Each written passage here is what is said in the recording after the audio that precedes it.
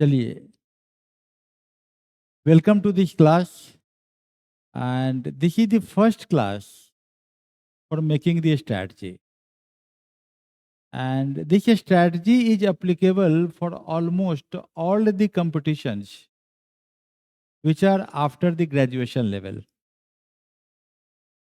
Means graduation level के बाद के किसी भी एग्जाम जो कि जनरल कॉम्पिटिटिव एग्जाम है, and the paramount exam is the civil services examination which is conducted by the UPSC. Rahim का एक दोहा है कि एक साधे सब साधे सब जाए, रहीमन मूल ही सींचियो, फूल ही फल ही अघाए। इसको अगर हम कॉम्पिटिटिव एग्जाम के कॉन्टेक्स्ट में समझे तो आपको ये समझ में आएगा कि अगर हम एक आईएएस की तैयारी शुरू करते हैं, आईएएस एग्जाम की तैयारी शुरू करते हैं, तो इस एग्जाम की तैयारी के अंतर्गत लगभग बहुत सारे एग्जाम की तैयारी हो जाती है।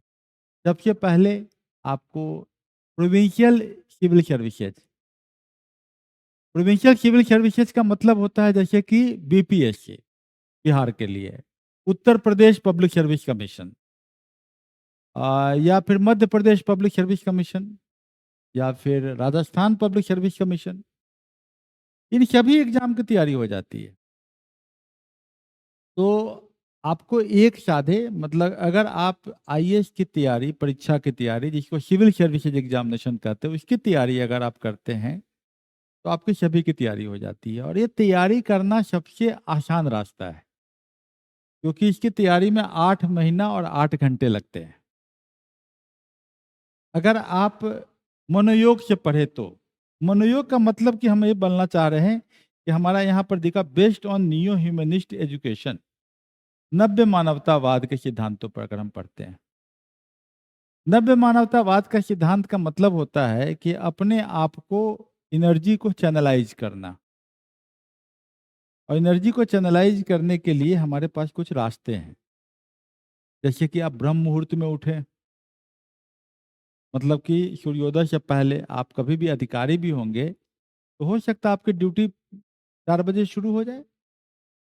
नॉर्मली 11 बजे से 4 बजे के बीच में आपको कोई डिस्टर्ब नहीं करता, लेकिन 4 बजे से लोग डिस्टर्ब कर सकते हैं आपको।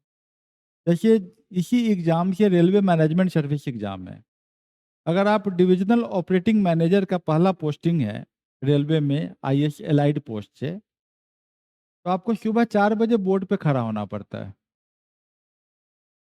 अगर आप आईपीएस बनते हैं तो एक एसपी से एक्सपेक्ट किया जाता है कि आप 6 बजे अपने डीजीपी के साथ वीडियो कॉन्फ्रेंसिंग में बता दें कि रात भर में क्या घटना घटी है। स्वाभाविक है 4 बजे जगना पड़ेगा। तो ये मतलब है कि आपको इस एग्जाम का रिक्वायरमेंट है कि आप ब्रह्म मुहूर्त में उठे। और ये बात को दिल्ली के बच्चे नहीं समझ पाते हैं, वो रात को देर रात तक जगते हैं। दैट इज द नाइट ओल, नाइट ओल की कंसेप्ट, रात के उल्लू बन जाते हैं, जबकि हमको चाहिए क्या, मॉर्निंग लार्क। 4 बजे उठिए, एग्जाम की तैयारी बाद में होगी, पहले मन की अवस्था को ठीक कीजिए।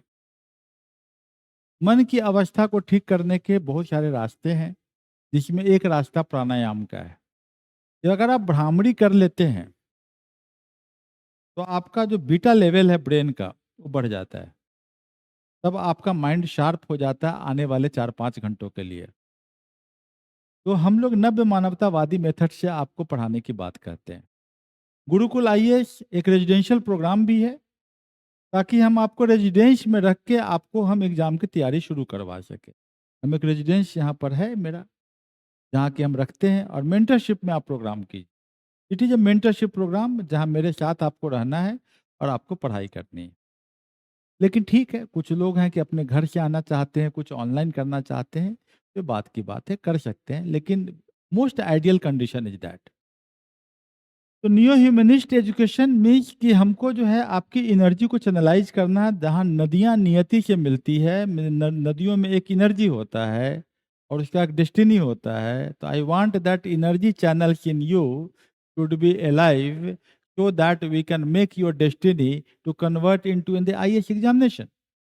और एक सादे सबसे ज़्यादा एक आईएएस की तैयारी कर लेते हैं, तो आपको पीसीएस जो हम कहते हैं प्रोविंशियल सिविल सर्विसेज सबकी तैयारी हो जाती है।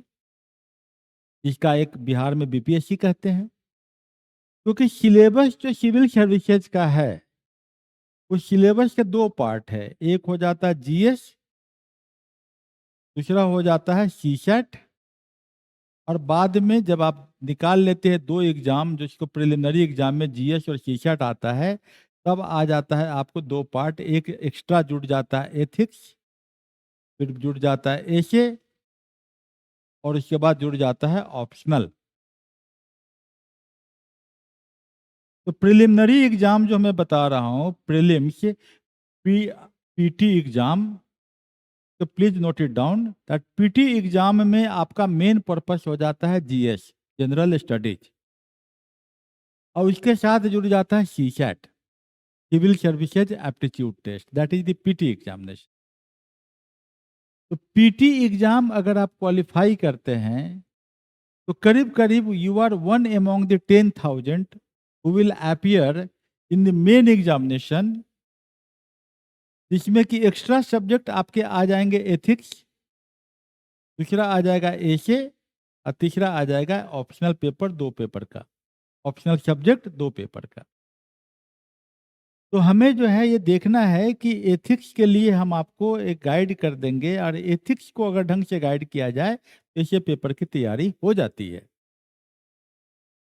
तो मेन पेपर एक एथिक्स हो गया और ऑप्शनल अगर आप जो भी लेते हैं, if you are taking psychology मनोविज्ञान, I will guide you personally, but if you are taking any other subject तो मैं आपको गाइड करवा दूंगा कहीं से, तो मेंटरिंग पार्ट में करवा दूंगा।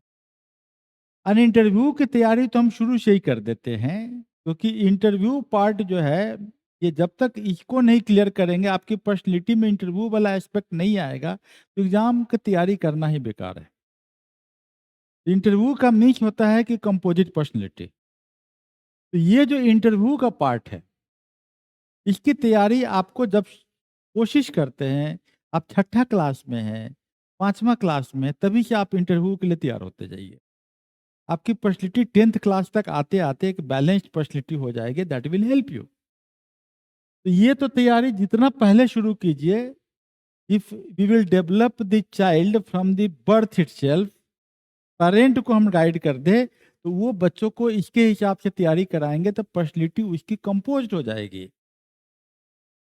तो तैयारी इंटरव्यू का तो बहुत पहले से करना है, but at the same time PT exam के लिए जीएस और सीसेट करना है। तो मैं एक बात कहूंगा, कहते हैं ना कबीर दास की उल्टा वाणी, तो मैं उल्टी बात कर रहा हूँ।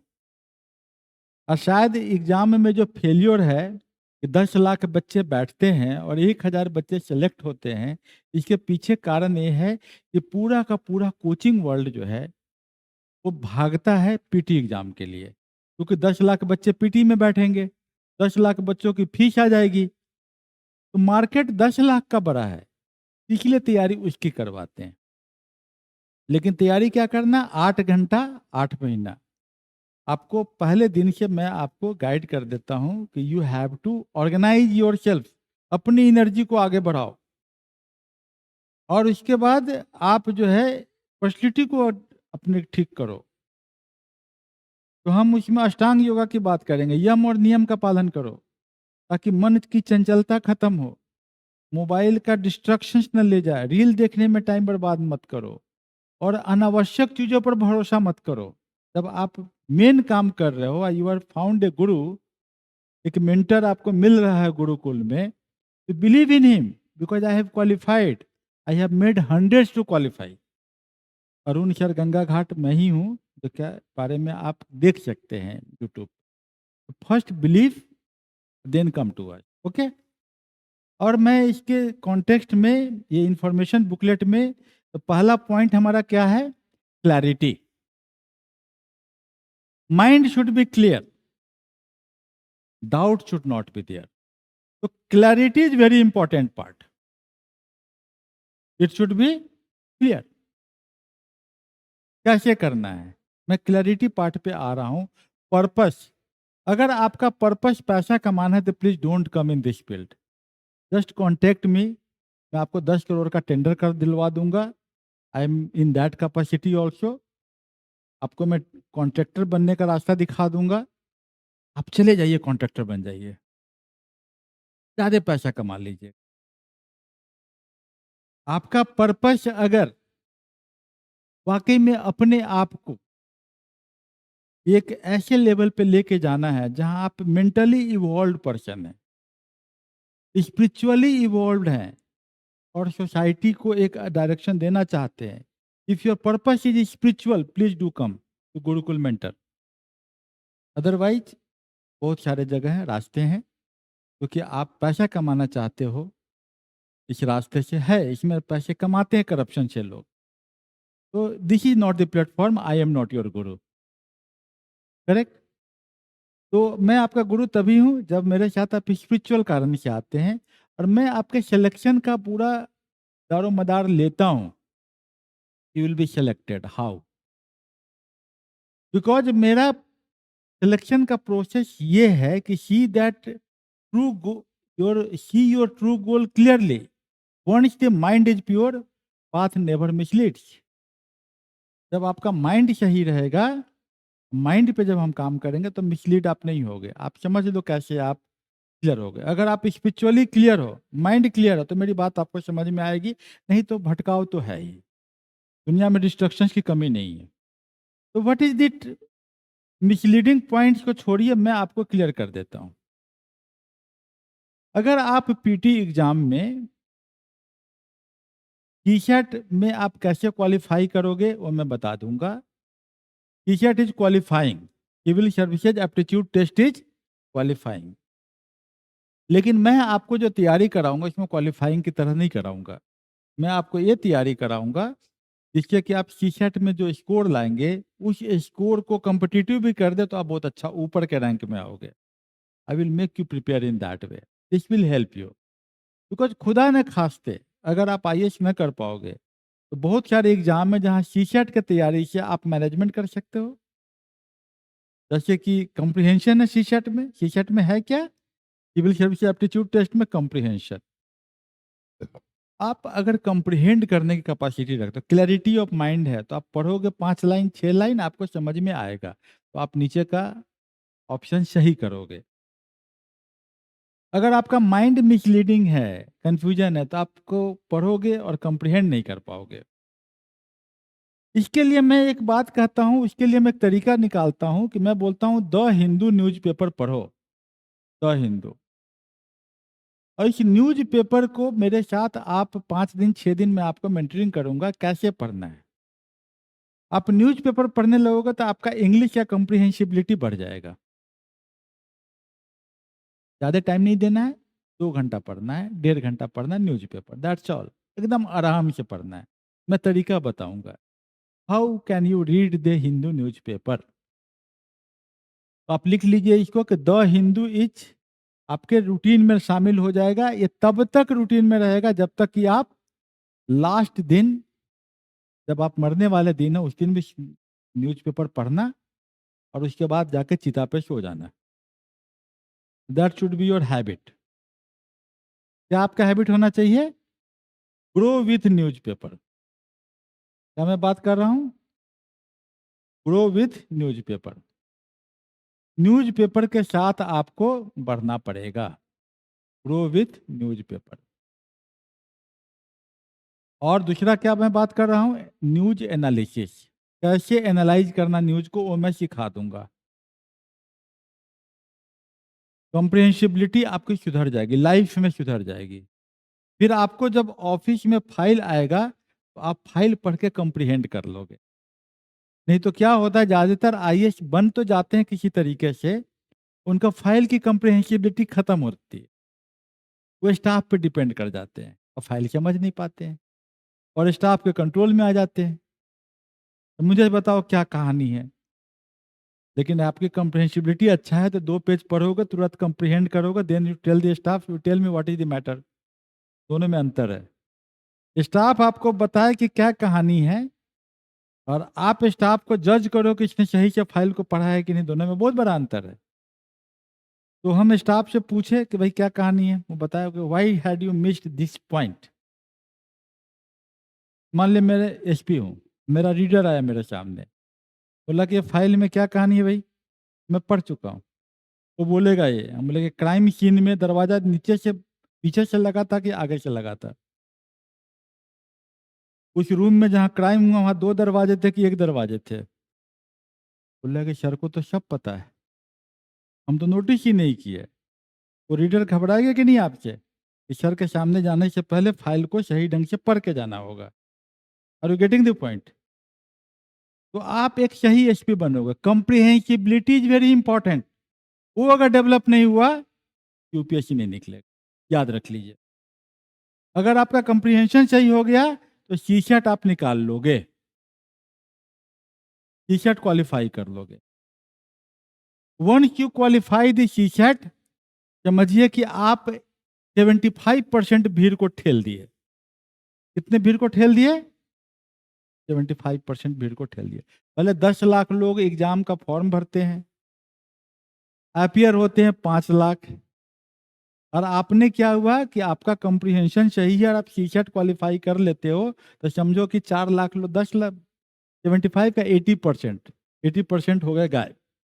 अब आप कितने के बीच में आ गए? 1 लाख के बीच। तो I will mentor you that how will you read newspaper, I will test you. और मैं यकीन मानिए कि 4 महीना के बाद आपका पर्सनैलिटी बदल चुका रहेगा। You will start analysing, because newspaper reading और कंप्रीहेंड करना एक आर्ट है। यू नीड ए गुरु, क्योंकि न्यूज़पेपर किसी स्कूल में कॉलेज में नहीं पढ़ाया गया, और यूट्यूब में न्यूज नहीं पढ़ाया जाता है, एनालिसिस नहीं किया जाता है।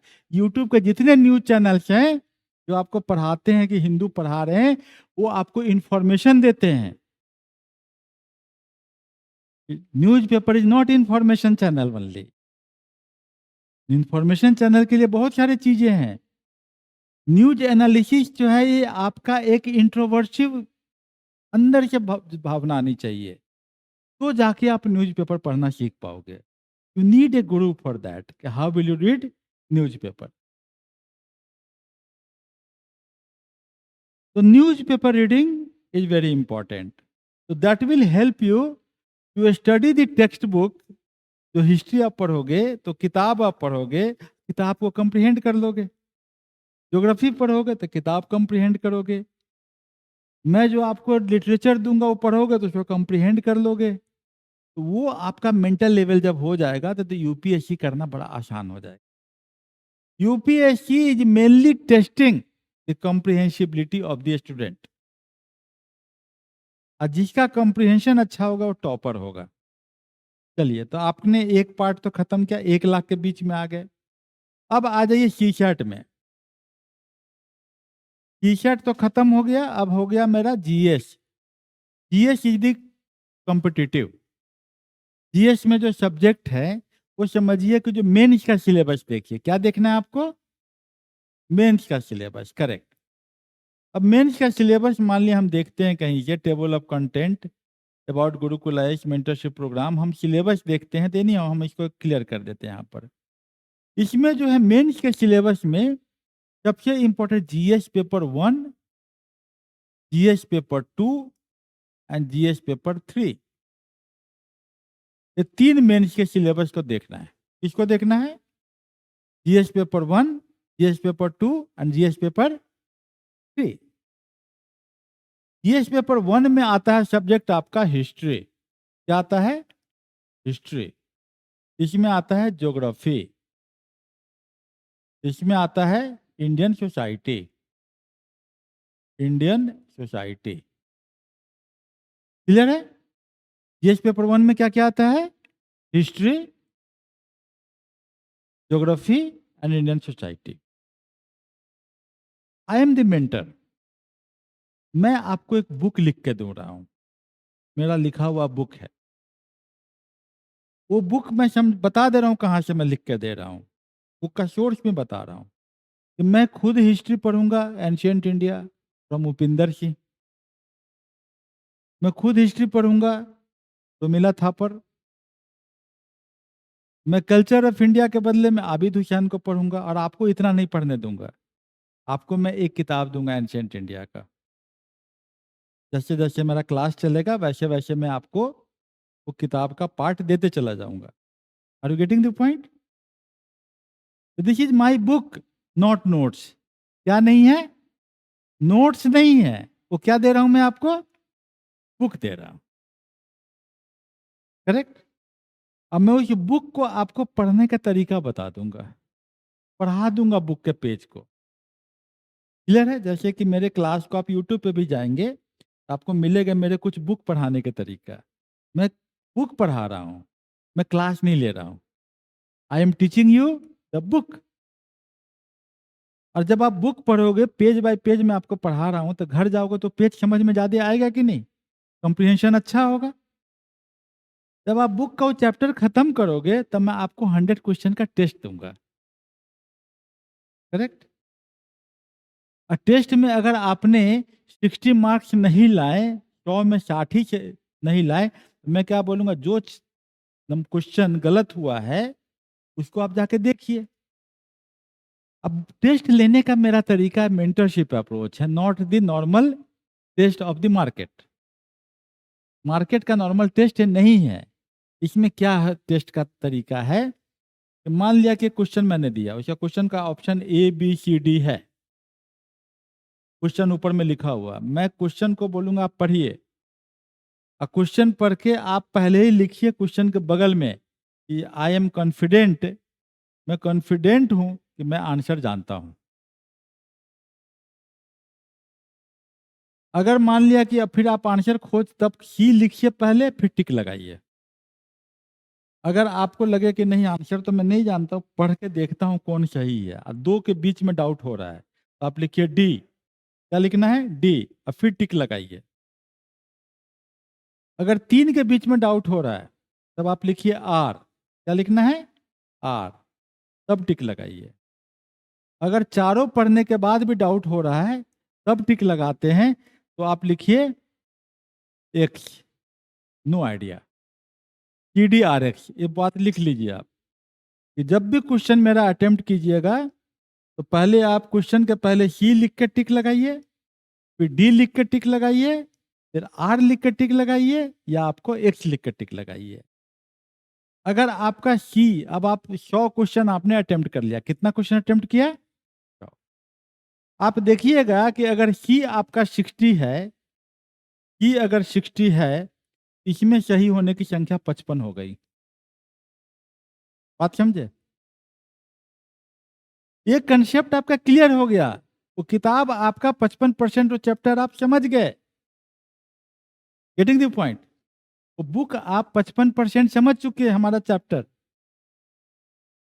लेकिन डी में जो अगर आपने 30 टिक लगाया है, या जब चलिए 20 टिक लगाया मान लिया, अब 20 में आपके 10 सही हुए, तो मैं बोलूंगा डी वाला को फिर से पढ़ने की जरूरत है। 10 सही हुआ तो इसमें मतलब नहीं है। डी में जब 20 टिक लगा तो आपको कहाँ जाना पड़ेगा? फिर से मेरे चैप्टर को पढ़िए। अंडर द लाइन रीडिंग करना। एक IAS IPS सिविल सर्वेंट की क्वालिटी होती है कि वो सिर्फ लाइन नहीं पढ़ता है, लाइन के अंदर का कॉन्टेक्स्ट पढ़ता है।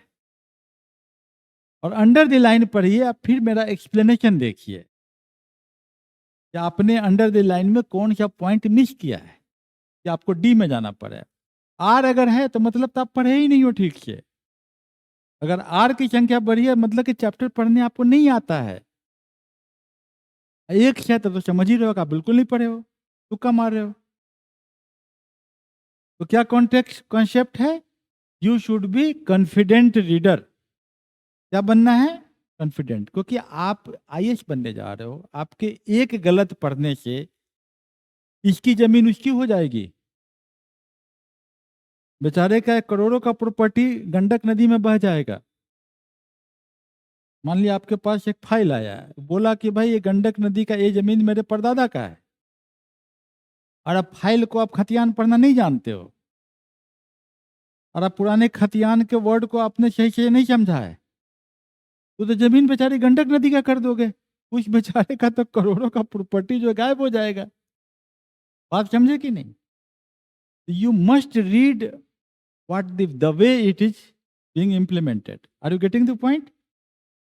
तो मैं आपको बुक दूंगा, और उस बुक को पढ़ना सिखाऊंगा। मैं कितनी बुक दूंगा आपको? Only 8 books. How many books? 8 book. और वो 8 किताबें जो हैं उसका वजन कितना होगा? 9th क्लास का बच्चा जो किताब पढ़ता है उससे कम होगा। 9th क्लास पढ़े हैं ना आप? किसी भी 9th क्लास के बच्चे की किताब को एक जगह रख लीजिएगा तराजू पे, और मैं जो 8 किताबें दूंगा दोनों का वजन तौलिएगा, तो किसका वजन कम होगा? आईएएस के 8 किताबों का। क्लियर है?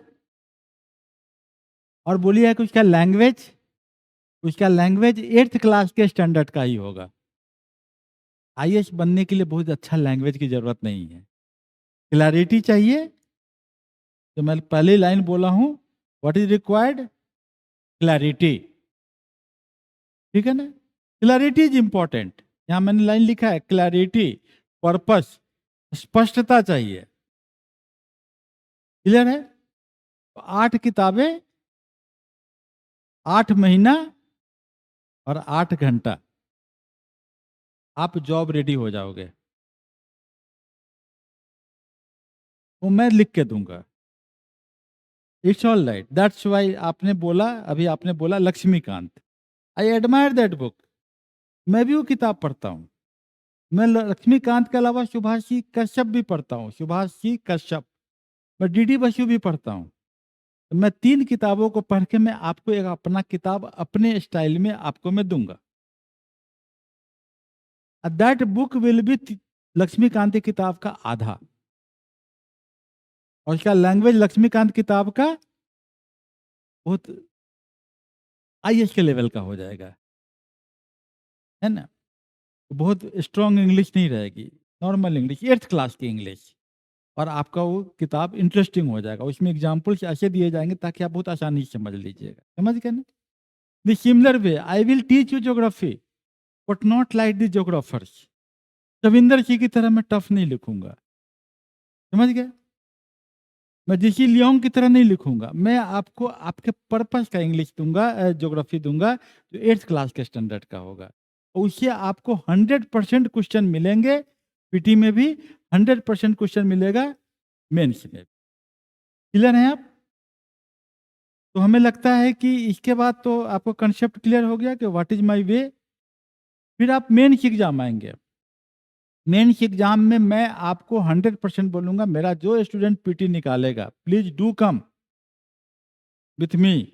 मैं आपको खाना मुफ्त में खिलाऊंगा, मैं आपको अपने साथ रखूंगा, मैं आपको अपने आश्रम में बैठाऊंगा, और आपको 3 महीना जो टाइम रहेगा पीटी एग्जाम से लेके मेन एग्जाम के बीच में, मैं आपका डिटेल एप्लीकेशन फॉर्म भरूंगा, और आपको सुबह उठाऊंगा, और मैं आपको हर दिन आपको एक टेस्ट पेपर तैयार करके दूंगा, और हर दिन आपका टेस्ट पेपर जांचूंगा।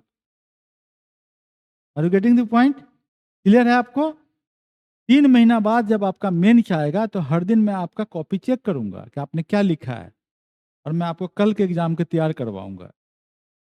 एग्जाम आपका खत्म हो जाएगा तो आप यकीन मानो कि आपका मेंस निकलेगा, क्योंकि आप बिल्कुल मेरे मेंटरशिप प्रोग्राम में 3 महीना रहोगे। मैं आपका नंबर पहले ही बता दूंगा, इतना नंबर आ रहा है बेटा, आप इंटरव्यू देने जा रहे हो, और आपकी इंटरव्यू की तैयारी में करवा दूंगा। तो मैं अपने साथ रख के तरह तैयारी करवाऊंगा। You will appear in the interview, you will get selected. It is damn easy.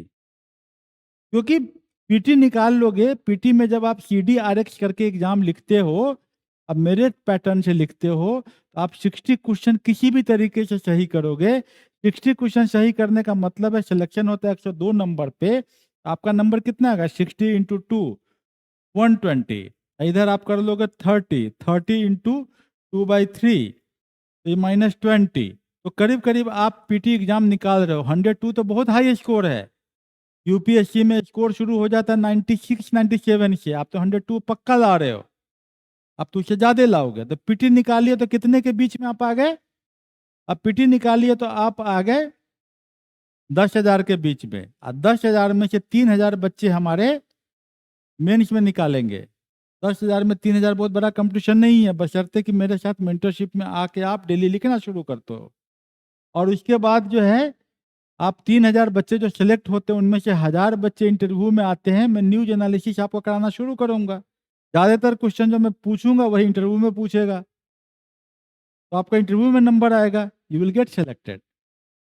तो this is the nutshell of the UPSC examination. आप पक्का बन सकते हो, क्योंकि क्यों बनोगे? कारण ये है कि ज्यादातर लोगों का क्लैरिटी नहीं है, ज्यादातर लोगों का पर्पस जो है सो गलत है, मिसअलाइंड है। ज्यादातर लोगों के मन की वृत्तियां शांत नहीं है। तो मन की वृत्तियां शांत नहीं है, क्लैरिटी नहीं है, पर्पस नहीं है, तो मिसलीड होगा कि नहीं होगा आदमी? मिसलीड होगा, मिसलीड होगा तो फिर सिलेक्शन नहीं होगा। यही हो रहा है my dear students. I am just giving you this much, this is the first class. Now I wish that you should again analyse the gazette notification को डाउनलोड कर लीजिए। मैं टेलीग्राम में गजट नोटिफिकेशन पूरा डाल देता हूं आपको, आपके टेलीग्राम चैनल पे। टेलीग्राम चैनल हमारा जो है वो क्या है, जो टेलीग्राम @अरुण सर गंगा घाट, ऑल कैपिटल टाइप कीजिएगा, मेरा टेलीग्राम चैनल मिलेगा। ठीक है, उस टेलीग्राम चैनल में आपको जो है अभी आज मिल जाएगा आपको गजट नोटिफिकेशन जो इस साल का निकला है, उसमें से सिलेबस और इसको पूरा पढ़ लीजिएगा, और इस वीडियो को एक बार और देख लीजिएगा, और देखने के बाद उस सिलेबस को पढ़िएगा। फिर कल हम एक और क्लास आपके साथ लेंगे। ठीक है, थैंक यू।